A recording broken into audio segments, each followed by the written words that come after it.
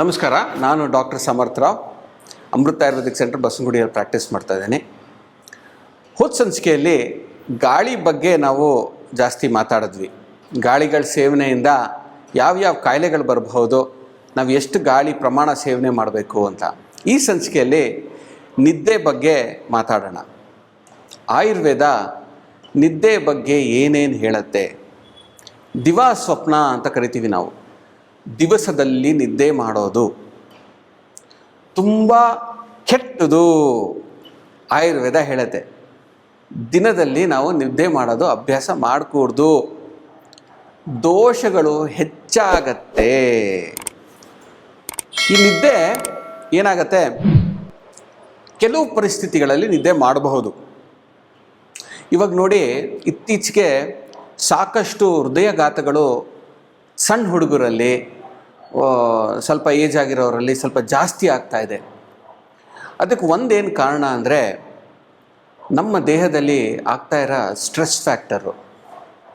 ನಾವು ಮಿತಿ ಮೀರಿ ನಮ್ಮ ದೇಹನ ನಾವು ದಂಡಿಸ್ತಾ ಇದ್ದೀವಿ, ವ್ಯಾಯಾಮ ಮಾಡಿಸ್ತಾ ಇದ್ದೀವಿ, ಮಿತಿ ಮೀರಿ ಕೆಲಸ ಮಾಡಿಸ್ತಾ ಇದ್ದೀವಿ, ದೇಹಕ್ಕೆ ರೆಸ್ಟ್ ಕೊಡ್ತಾ ಇಲ್ಲ ನಾವು. ಆ ರೆಸ್ಟು ನಿದ್ದೆ ಮಾತ್ರ ಕೊಡುತ್ತೆ.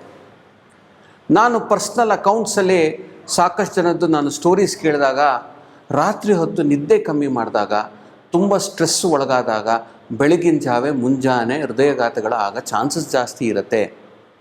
ಪಾಪ ಯುವಕರು ಏನು ಮಾಡ್ತಾರೆ, ನಾನು ಫಿಟ್ಟಾಗಿರಬೇಕು, ನಾನು ಆಹಾರ ಕರೆಕ್ಟ್ ಪ್ರಮಾಣದಲ್ಲಿ ತೊಗೊಬೇಕು, ನಾನು ವ್ಯಾಯಾಮ ಪ್ರತಿ ದಿವಸ ಮಾಡಲೇಬೇಕು, ಏನಾದರೂ ಆದ್ರೇನು ರಾತ್ರಿ ಹೊತ್ತು ಎಕ್ಸ್ಟ್ರಾ ಕಾನ್ಫರೆನ್ಸ್ ಕಾಲ್ಸು ಅಥವಾ ಪಾರ್ಟಿಂಗ್ ಅನ್ನೋ ವಿಚಾರದಲ್ಲಿ 12, 1, 2 ಗಂಟೆವರೆಗೂ ನಿದ್ದೆ ಮಾಡಲ್ಲ. ನಂತರ ಮುಂಜಾನೆ 5, 6 ಗಂಟೆಗೆ ಎದ್ದು ಓಡೋಕ್ಕೆ ಶುರು ಮಾಡೋದು. ಇಂಥ ಸಿಚುವೇಶನ್ಸಲ್ಲಿ ಏನಾಗುತ್ತೆ ಅಂದರೆ, ಹೃದಯಾಘಾತಕ್ಕೆ ನಂಬರ್ 1 ಕಾರಣ ಇದು. ನಿದ್ದೆ ತುಂಬ ಅತ್ಯವಶ್ಯಕ ದೇಹಕ್ಕೆ. ಆ ನಿದ್ದೆನ ನೀವು ಏನಿಲ್ಲ ಅಂದ್ರೂ 6 ಅವರಿಂದ 8 ಅವರ್ವರೆಗೂ ಒಳ್ಳೆ ನಿದ್ದೆ ಕೊಡಬೇಕು ನಿಮ್ಮ ದೇಹಕ್ಕೆ. ಹಳೆ ಕಾಲದಲ್ಲಿ 4-5 ಅವರಲ್ಲಿ ನಿದ್ದೆ ಮಾಡಿ ಎದ್ದೇಳ್ತಾಯಿದ್ರು. ಆಗಿನ ಕಾಲದಲ್ಲಿ ಪರಿಸ್ಥಿತಿ ಇದ್ದಿದ್ದೇ ಬೇರೆ. ಈ ಒಂದು ಸಿಟಿಯಲ್ಲಿ ಗಾಡಿಗಳ ಶಬ್ದಗಳು ಕಾನ್ಸ್ಟೆಂಟಾಗಿರುತ್ತೆ.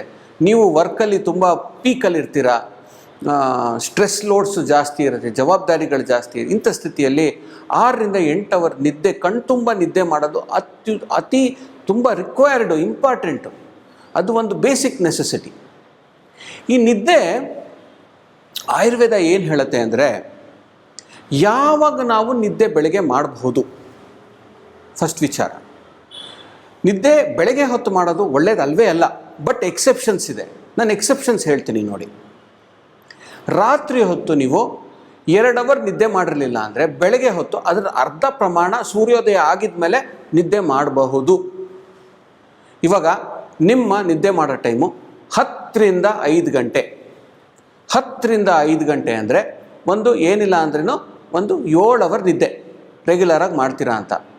ಯಾವುದೋ ಕಾರಣಕ್ಕೆ ನೀವು 12 ಗಂಟೆಗೆ ನಿದ್ದೆ ಮಾಡಿದ್ರಿ. 12 ಗಂಟೆಗೆ ನಿದ್ದೆ ಮಾಡಿದ್ರಿ ಅಂದರೆ 2 ಅವರ್ ನಿದ್ದೆ ಕಮ್ಮಿ ಆಗಿದೆ ನಿಮಗೆ. ಬೆಳಗ್ಗೆ 5 ಗಂಟೆ ಬದಲು 6 ಗಂಟೆಗೆ ಎದ್ದೇಳಬಹುದು. 1 ಅವರ್ ಎಕ್ಸ್ಟ್ರಾ, ಅಥವಾ 6 ಅಥವಾ 7 ಗಂಟೆಗೆ ಎದ್ದೇಳಬಹುದು. ಹಿಂದಿನ ದಿವಸ ರಾತ್ರಿ ನೀವು ನಿದ್ದೆ ಸರಿ ಮಾಡಿರಲಿಲ್ಲ. ಸೊ ಅದು ಎಷ್ಟು ಮಿಸ್ ಮಾಡಿದ್ರೆ ಅದರ ಅರ್ಧ ಪ್ರಮಾಣ ದಿವಸದಲ್ಲಿ ನಿದ್ದೆ ಮಾಡಿದ್ರೆ ಸಾಕು. ಇವಾಗ ಮತ್ತೊಂದು ಉದಾಹರಣೆ ಕೊಡ್ತೀನಿ ನಿಮಗೆ. 10ರಿಂದ 5 ಗಂಟೆ ನಿದ್ದೆ ಮಾಡೋ ವ್ಯಕ್ತಿ ಯಾವುದೋ ಕಾರಣಕ್ಕೆ 1 ಗಂಟೆ ರಾತ್ರಿ ನಿದ್ದೆ ಮಾಡಿದ್ರಿ, ಬೆಳಗ್ಗೆ 6 ಗಂಟೆಗೆ ಎದ್ರಿ, ಇನ್ನೂ ಒಂದು 2 ಅವರು ನಿದ್ದೆ ಕಮ್ಮಿ ಇತ್ತು. ನೀವು ಮಧ್ಯಾಹ್ನ 1 ಅವರ್ ನಿದ್ದೆ ಮಾಡಿದ್ರೆ ಸಾಕು, ಅದು ನಿಮಗೆ ನಿದ್ದೆ ಪರಿಪೂರ್ಣ ಕವರ್ ಆಗುತ್ತೆ. 2 ಅವರ್ ಮಿಸ್ ಆಗಿತ್ತು ಅಂದ್ಬಿಟ್ಟು ಬೆಳಗ್ಗೆ ದಿವಸದಲ್ಲಿ 3 ಅವರ್ ನಿದ್ದೆ ಮಾಡಿದ್ರೆ ದೋಷಗಳು ಜಾಸ್ತಿ ಆಗುತ್ತೆ. ಸೊ ರಾತ್ರಿ ಹೊತ್ತು ಎಷ್ಟು ನಿದ್ದೆ ಮಿಸ್ ಮಾಡಿರ್ತೀರ, ಅದು ಅರ್ಧ ಪ್ರಮಾಣ ನೀವು ಬೆಳಗ್ಗೆ ನಿದ್ದೆ ಮಾಡಿದ್ರೆ ಸಾಕು, ಪರಿಪೂರ್ಣ ಆಗುತ್ತೆ. ಸೊ ನಿದ್ದೆ ತುಂಬ ಬಿಸಿಲು ಕಾಲದಲ್ಲಿ, ಗ್ರೀಷ್ಮ ಋತು, ಸಮ್ಮರ್ ಹೀಟ್ ತುಂಬ ಜಾಸ್ತಿ ಇರುತ್ತೆ, ಆವಾಗ ಮಧ್ಯಾಹ್ನ ನಿದ್ದೆ ಮಾಡಬಹುದು. ಆಯುರ್ವೇದ ಹೇಳುತ್ತೆ. ಸಣ್ಣ ಮಕ್ಕಳು, ವಯಸ್ಸಾಗಿರೋರು ಮಧ್ಯಾಹ್ನದೊತ್ತು ಬೆಳಗ್ಗೆ ಹೊತ್ತು ನಿದ್ದೆ ಮಾಡಬಹುದು. ಇನ್ನೊಂದು ಸನ್ನಿವೇಶ, ತುಂಬ ಕೆಲಸ ಮಾಡಿದ್ರಿ, ದೇಹನ ದಂಡಿಸಿದ್ರಿ, ಬೆಟ್ಟ ಗಿಟ್ಟ ಹತ್ತಿದ್ರಿ, ತುಂಬ ಆಯಾಸ ಆಗಿದೆ, ಬೆಳಗ್ಗೆ ಹೊತ್ತು ನಿದ್ದೆ ಮಾಡಬಹುದು. ಅನಾರೋಗ್ಯತೆ ಇತ್ತು.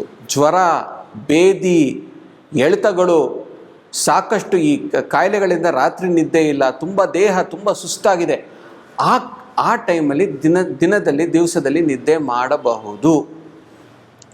ನೆನ್ಪಿಟ್ಕೊಳ್ಳಿ, ಕೆಲವು ಕಾಯಿಲೆಗಳ ವಿಚಾರದಲ್ಲಿ ದಿವಸದಲ್ಲಿ ನಿದ್ದೆ ಮಾಡೋದು ಒಳ್ಳೆಯದಲ್ಲ.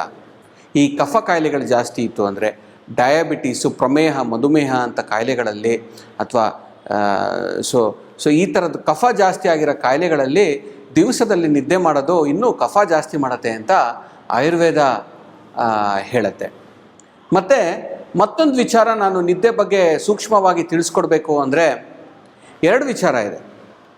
ಊಟದ ನಂತರ ನಿದ್ದೆ ಮಾಡೋದು, ಊಟಕ್ಕೆ ಮುಂಚೆ ನಿದ್ದೆ ಮಾಡೋದು. ಆಯುರ್ವೇದ ನಾನು ಏನು ಹೇಳುತ್ತೆ ಅದನ್ನು ನಿಮಗೆ ತಿಳಿಸ್ಕೊಡ್ತೀನಿ ಅಷ್ಟೇ, ನೀವು ಅದನ್ನು ಕಲ್ಪನೆ ಮಾಡ್ಕೊಳ್ಳಿ.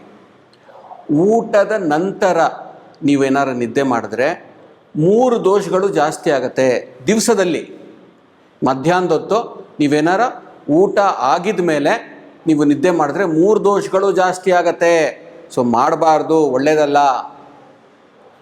ಊಟಕ್ಕೆ ಮೊದಲು ಮಧ್ಯಾಹ್ನದ ಹೊತ್ತು ಏನಾರು ನೀವು ನಿದ್ದೆ ಮಾಡಿದ್ರೆ ನಿಮ್ಮ ಜೀರ್ಣಶಕ್ತಿ ಎಷ್ಟು ಚೆನ್ನಾಗಾಗತ್ತೆ ಅಂದರೆ, ಕಲ್ಲನ್ನು ಕೂಡ ಜೀರ್ಣ ಮಾಡ್ಬೋದು ಅಂತ ಆಯುರ್ವೇದ ಒಂದು ಕವಿತೆ ರೂಪದಲ್ಲಿ ಒಂದು ವಿಚಾರ ತಿಳಿಸಿದೆ. ಸೊ ಈ ಸಂಚಿಕೆಯಲ್ಲಿ ನಾನು ನಿದ್ದೆ ಬಗ್ಗೆ, ರಾತ್ರಿ ನಿದ್ದೆ ಮಾಡದೇ ಇದ್ದರೆ ದಿವಸದಲ್ಲಿ ಎಷ್ಟು ನಿದ್ದೆ ಮಾಡಬೇಕು ಅಂತ, ಹಾಗೂ ಬೆಳಗ್ಗೆ ಹೊತ್ತು ನಿದ್ದೆ ಮಾಡೋದ್ರಿಂದ ಊಟದ ನಂತರ ಏನು, ಊಟಕ್ಕೆ ಮುಂಚೆ ಏನು ಅಂತ ತಿಳಿಸ್ಕೊಟ್ಟಿದ್ದೀನಿ. ಯಾವ್ಯಾವ ಸನ್ನಿವೇಶಗಳು ಯಾರ್ಯಾರು ನಿದ್ದೆ ಮಾಡಬಹುದು ದಿವಸದಲ್ಲಿ ಅಂತಲೂ ತಿಳಿಸ್ಕೊಟ್ಟಿದ್ದೀನಿ. ಮುಂದಿನ ಸಂಚಿಕೆಯಲ್ಲಿ ಮತ್ತೊಂದಿಷ್ಟು ಮಾತಾಡೋಣ. ಅಲ್ಲಿವರೆಗೂ ನಮಸ್ಕಾರ.